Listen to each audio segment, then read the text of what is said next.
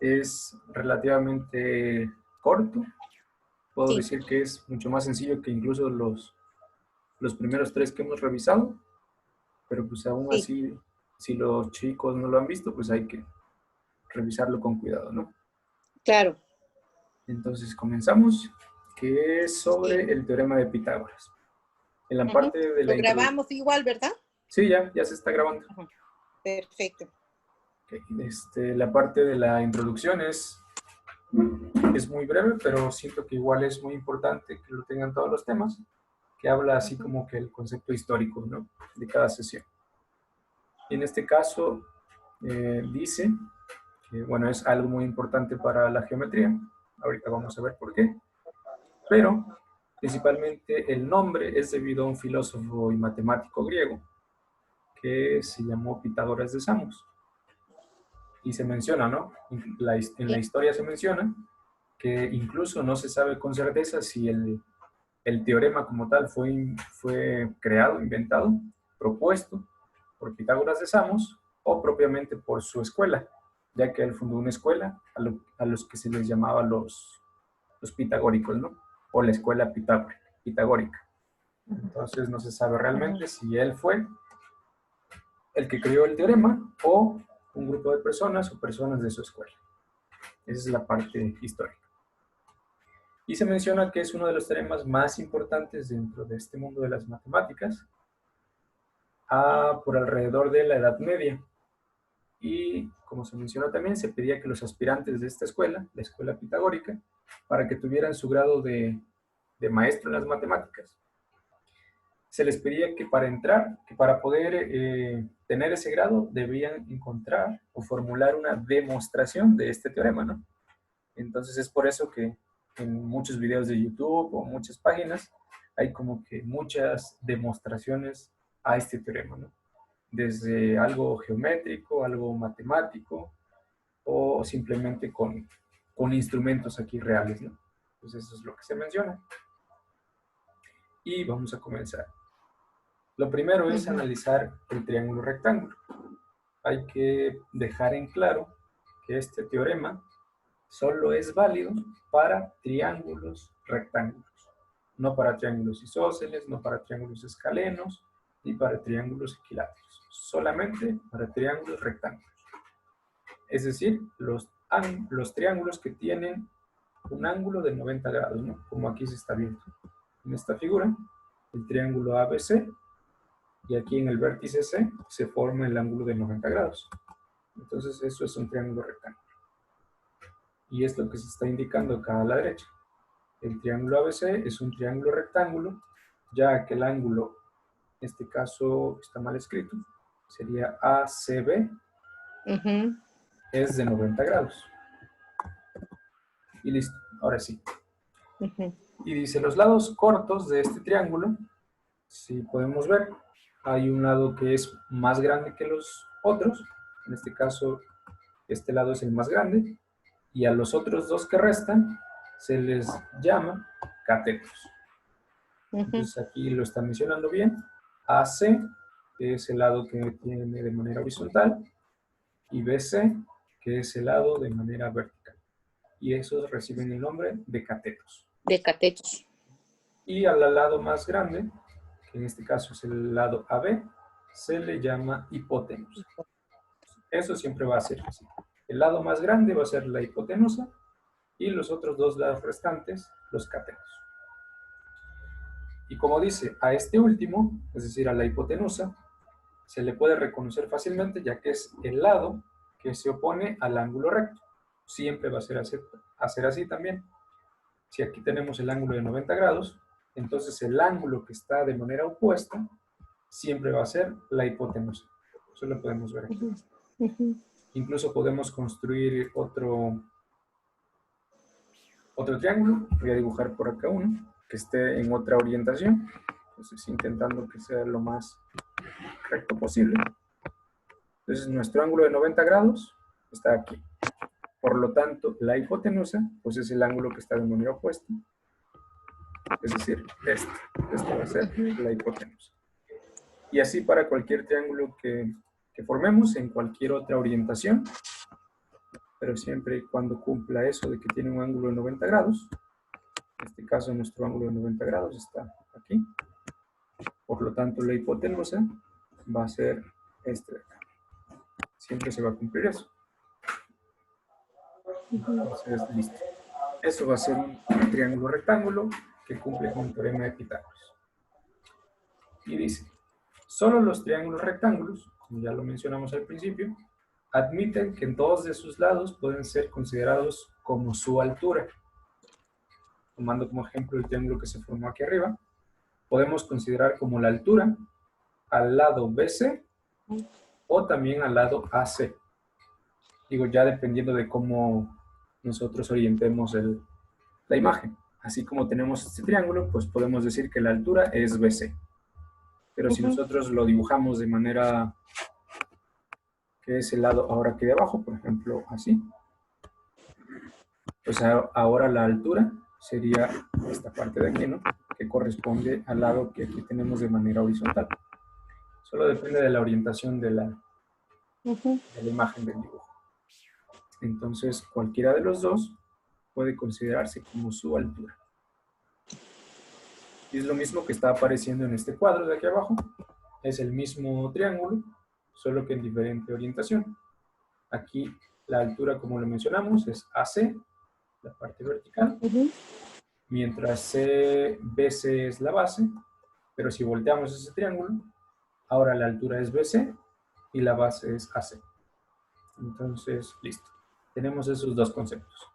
Los catetos pueden ser al mismo tiempo la altura. Y ya, eso es todo. El único lado que no puede ser la altura es la hipotenusa. Eso no se puede considerar como altura del triángulo. Eso debe quedar claro. Entonces, abajo dice, ya lo que es propiamente el enunciado del teorema de Pitágoras, que nos dice, en los triángulos rectángulos, la suma del cuadrado de los catetos, que eso corresponde a esta primera parte de la ecuación del lado izquierdo, la suma de los cuadrados de los catetos es igual a la hipotenusa, falta aquí, al cuadrado. Y eso es lo que está del lado derecho. Aquí está la hipotenusa al cuadrado. Propiamente habiendo nombrado a todos los lados con esas letras. Es decir, podemos llamar A este lado, B a este lado y C a este lado. Hay que tener una cosa en cuenta, hay que tomarlo siempre en cuenta. Que el lado derecho de la ecuación o la hipotenusa siempre va a estar sola, porque muchas veces puede ocurrir que alguien diga, ok, yo llamo a la hipotenusa A, llamo a este cateto B y a este otro cateto C. Y en principio, uno podría decir, pues es que esa fórmula está mal. Bueno, el nombramiento de los lados está mal porque la fórmula me está diciendo otra cosa, ¿no? La fórmula lo tengo aquí. Pero, si yo elijo esta forma de representar los lados, simplemente tengo que reescribir la fórmula, tomando en cuenta el teorema de Pitágoras, que dice que es la suma de los cuadrados de los catetos. Entonces tengo que ubicar primero quiénes son los catetos. Pues aquí tengo un cateto y aquí tengo el otro cateto. Entonces escribo eso, ¿no? La suma, voy a escribir la suma de los cuadrados, c cuadrado más b cuadrado, y el teorema me dice, es igual a la hipotenusa al cuadrado. Entonces esto sería igual. ¿Y quién es en este caso mi hipotenusa? Pues en este caso es la letra A.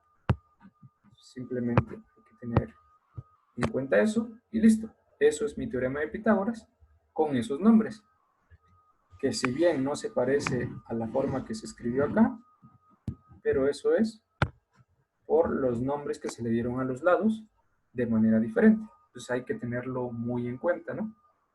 Dependiendo de cuáles son mis lados, como los tengo aquí en rojo, pues sería mi teorema de Pitágoras, mi fórmula del teorema de Pitágoras. Entonces hay que tener cuidado en eso, ¿no? Simplemente aplicar lo que dice el teorema. los catetos al cuadrado, que es la parte izquierda, sumados, y va a ser igual a la hipotenusa al cuadrado, que es precisamente como se ve ahí. Entonces hay que tomar en cuenta eso y tener cuidado en si simplemente voy a aplicar la fórmula que se da en prácticamente todos los libros, que es esta que está subrayada en verde. Si simplemente voy a aplicar esa fórmula, entonces forzosamente la hipotenusa sí debe ser C, como se marca aquí. La hipotenusa sí debe ser C, si se aplica esa fórmula. Si quiero aplicar otra como la que acabamos de escribir, entonces hay que renombrar todos los lados. Y tomar en cuenta que en esta misma fórmula, los que pueden cambiar únicamente son los catetos. Aquí yo dije que A es el que está horizontal y B es el que está vertical. Pero aquí también los puedo cambiar. Yo puedo decir que este sea A y este sea B, sin cambiar el nombre de la hipotenusa, y la fórmula va a seguir siendo la misma. Eso no va a cambiar. Y listo. Eso es el teorema de Pitágoras. Y entonces uno ve esa fórmula y lo primero que se le puede ocurrir es pensar en para qué me va a servir esa fórmula. Entonces, pues lo primero es decir, ok, yo tengo un triángulo. Vamos a dibujar uno por aquí abajo.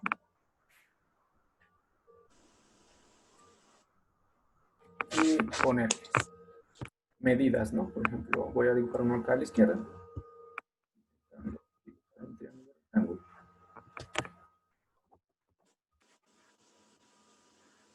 Y listo. Yo puedo decir, ok, la hipotenusa vale, no sé, 22 centímetros o 22 metros, lo que yo quiera. Y la base que mida, no sé, unos 15 centímetros. No, menos unos 12 centímetros. Aquí hay que tener en cuenta también que hay que hacer cosas con sentido, ¿no? Yo no podría ponerle a cualquiera de estos dos catetos una medida más grande que la hipotenusa. Eso es físicamente imposible, eso no es real. Si ya estoy poniendo un valor a la hipotenusa, como se está dando aquí, 22 centímetros, pues los catetos deben ser menor que esa medida. Es imposible que sean mayores, ya no sería un triángulo. Entonces, eso pareciera muy obvio, pero en algún momento puede a alguien ocurrirse, ¿no? Escribir ya sea por descuido o por no estar concentrado, una medida mayor en los catetos, pero eso no se puede. Entonces, listo. Tengo la medida de la hipotenusa, una medida de un cateto, y me hace falta la otra medida. Entonces yo me pregunto, ok, ¿y cuánto vale la medida de ese cateto? Y uno fácilmente debe pensar en el teorema de Pitágoras. Es lo primero que debe ocurrírsele si se tiene un triángulo rectángulo con dos medidas y se desconoce la tercera. Yo pienso en el teorema de Pitágoras. Y eso es precisamente lo que se está aquí explicando abajo. Dice, a partir de este teorema podemos obtener las siguientes tres conclusiones. Aquí, si se dan cuenta, aparece primero C igual a algo, ¿no? Que es C es igual a la raíz cuadrada y dentro de la raíz cuadrada la suma de los catetos al cuadrado. Esta fórmula nos va a servir para encontrar la medida de la hipotenusa, siempre y cuando tengamos claro que estamos ocupando la fórmula establecida, donde C siempre va a ser la hipotenusa. Pues hay que tener presente eso, ¿no? Si C siempre es la hipotenusa y yo no la conozco, pero conozco la medida de los catetos, entonces puedo ocupar esta fórmula. Simplemente sustituyendo los valores, lo que valga A y lo que valga B, elevándolos al cuadrado, realizando la suma y por último sacando la raíz cuadrada. Pero también se puede darse el caso en que queramos o necesitemos calcular la medida de uno de los catetos, si es que tenemos la medida tanto de la hipotenusa, que es C, y el otro cateto, que es B. Entonces, por ejemplo, para este caso, lo que tendríamos es un triángulo rectángulo, donde uno de los catetos va a ser A, por ejemplo este va a ser B, y aquí la hipotenusa. Entonces, por alguna razón, tenemos las medidas de la hipotenusa. Entonces, voy a inventar un número, 18. Y para B, vamos a ponerle, no sé, 15.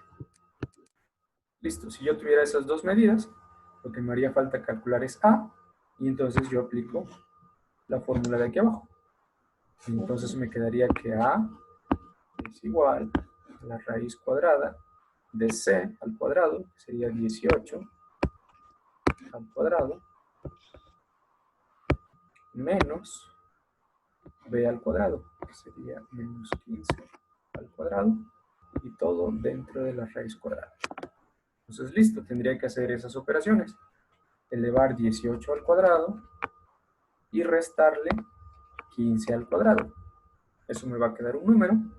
A ese número, pues habría que sacarle la raíz cuadrada. Y si ocupamos el valor positivo de esa raíz cuadrada, pues nos quedaría la medida del cateto A. Es así, eso es lo que nos está diciendo esa segunda fórmula.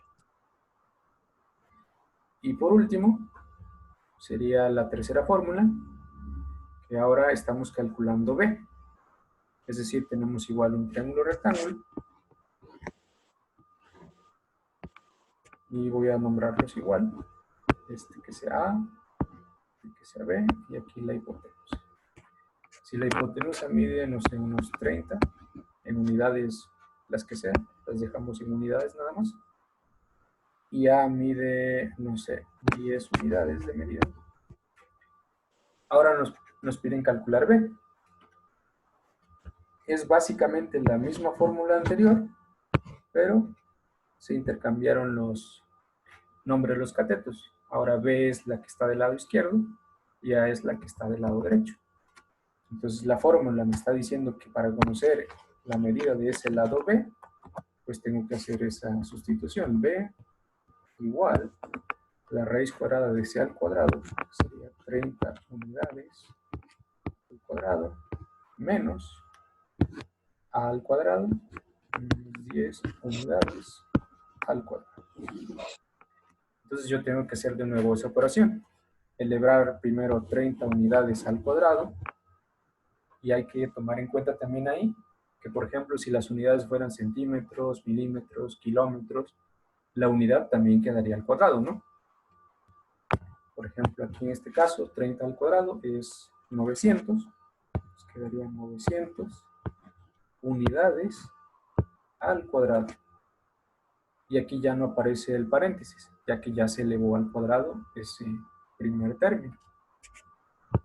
Y del lado derecho quedaría 10 unidades al cuadrado.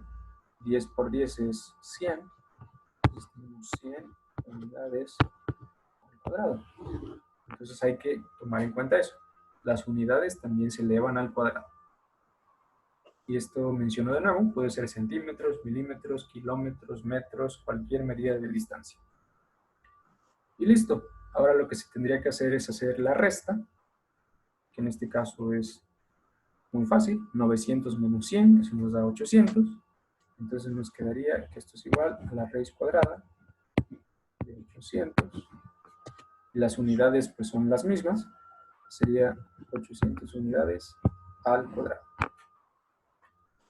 Y habría que sacar la raíz cuadrada de 800 y también la raíz cuadrada de la unidad. Entonces, si uno hace eso, la raíz cuadrada de 800 es aproximadamente 28.28. Entonces, ponemos 28.28. Y cuando sacamos la raíz cuadrada de la unidad al cuadrado, esto también debe ser una propiedad que ya manejen, que ya conozcan. Cuando se saca la raíz cuadrada de algo al cuadrado, pues se cancela ese cuadrado con la raíz cuadrada. y solo queda la unidad. Entonces, en ese caso, simplemente quedaría U. Así. Entonces queda 28.28 unidades, en este caso, de distancia. Por ejemplo, si hubiesen sido centímetros, pues aquí sería centímetros al cuadrado. Y al sacar la raíz cuadrada, pues simplemente quedaría centímetros aquí, que es exactamente lo que estamos buscando, ¿no? Una unidad de distancia, no distancia al cuadrado. Y ese sería el resultado de lo que mediría el lado, el cateto B, en este caso. B aquí equivale a 28.28. Y se cumple lo que dijimos anteriormente. Los dos catetos siempre deben ser menores que la medida de la hipotenusa. Entonces, listo. Es así como quedaría la aplicación del teorema. Y solo hay que tener cuidado, hay que recalcarlo, en si se aplica como tal la fórmula, siempre tener presente que la hipotenusa siempre va a ser el lado más grande. Si se aplica esta fórmula que estamos escribiendo aquí, C siempre va a ser la hipotenusa. Si cumplen eso, entonces pueden aplicar directamente las fórmulas que están aquí abajo, las que acabamos de utilizar, estas tres. Siempre y cuando cumplan eso, que C sea la hipotenusa. Entonces, como lo dice lo anterior significa que para poder determinar la medida de alguno de los lados de un triángulo rectángulo, bastará con conocer la medida de los dos lados restantes. Y es así como se aplica el teorema de Pitágoras. Entonces, por ejemplo, aquí en la actividad menciona simplemente dos triángulos rectángulos y que calculen los lados faltantes. Aquí en este caso sería calcular la hipotenusa, que no se conoce, y en el siguiente triángulo podría ser aplicar para conocer la medida de este cateto. Y uno puede decir, ok, son puros triángulos rectángulos, bien, pero lo que también se puede hacer es darle ya un poco más de sentido realista y dibujarles, no sé, por ejemplo, aquí que en lugar de este triángulo, que la hipotenusa fuera una escalera, por ejemplo, de alguien que está haciendo una obra y tiene que pintar hasta una cierta altura de algún edificio o algo así. O, por ejemplo, que el lado vertical de uno de los triángulos sea un edificio en construcción, y por acá, no sé, que tengamos una cierta área de un parque, una alberca, lo que sea, y necesitamos conocer el alcance de la sombra, por ejemplo. Entonces es así como se puede manejar y que pueden ver el uso un poco más realista, ¿no? Entonces esa sería una de las propuestas, aparte de simplemente calcular medida de los triángulos, ya que estos dos son simplemente la aplicación directa del teorema, es decir, usar la fórmula. Y eso sería básicamente todo.